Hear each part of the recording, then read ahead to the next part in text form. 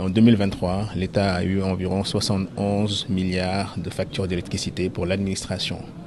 Sur ces 71 milliards, environ 6 milliards sont pour le ministère des Forces armées, qui est le deuxième ministère qui a la plus grande facture d'électricité après le ministère de la Santé. Et donc c'est dans ce cadre qu'aujourd'hui, la directive générale de l'AME, avec le colonel Diatta, en charge de l'équipement et du budget de l'armée. Nous avons organisé cet atelier pour renforcer les agents du ministère, leur montrer les différents moyens d'économie et de maîtrise d'énergie.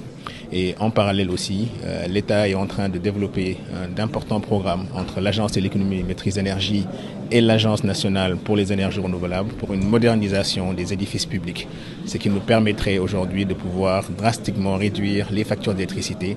Aujourd'hui, au-delà des bonnes pratiques d'utilisation rationnelle de l'énergie, que la plupart des gens ont l'habitude de voir passer ou d'entendre, il s'agira d'aborder des questions qui concernent carrément l'efficacité énergétique dans le bâtiment. Au niveau de tout ce qu'il y a comme équipement et utilité énergétique dans les bureaux, dans les cantonnements militaires, dans les casernes et voire même dans la logistique.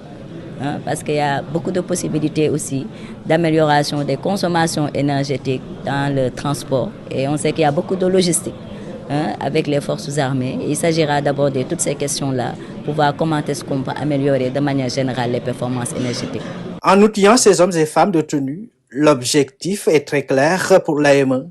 Il s'agit en effet de miser sur cette cible pour impulser un changement de comportement dans l'administration et des mesures à court et moyen terme. Au-delà de la casquette d'être dans les forces armées, nous avons aussi la casquette avec eux d'être des hommes et des femmes, vraiment des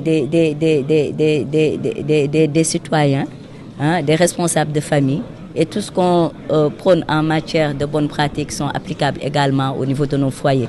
Maintenant, quand on parle de durabilité, ça veut dire qu'aujourd'hui, on doit aller dans une dynamique d'inscrire, par exemple, tout ce qu'il y a comme spécification technique de performance énergétique dans tous les chantiers, que ce soit des constructions de bâtiments, d'édifices, d'infrastructures au niveau de l'armée, mais que ce soit également dans l'acquisition des équipements énergétiques.